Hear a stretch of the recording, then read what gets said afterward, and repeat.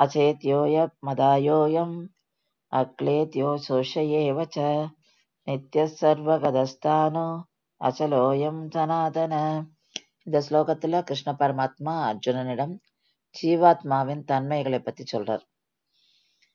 முந்தின ஸ்லோகத்திலையும் சொல்லியிருக்கார். இப்ப இந்த ஸ்லோகத்தை எல்லாத்தையும் லிஸ்ட் பண்ணி சொல்றார். ஜீவாத்மா வெட்டப்பட முடியாதவன், அதாவது எந்த ஆயுதங்களை கொண்டு அவனை வெட்ட முடியாது.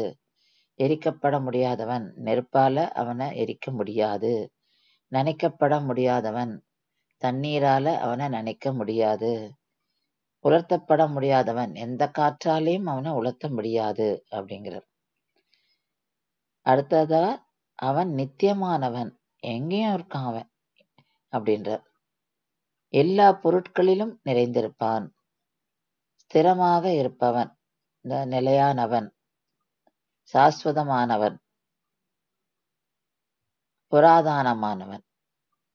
அதாவது அவனை அசைக்கவே முடியாது, அவன் ரொம்ப பழங்க, அவனுக்கு அந்த காலம்னே கிடையாது அப்படின்றதையும் சொல்றார் அவர்.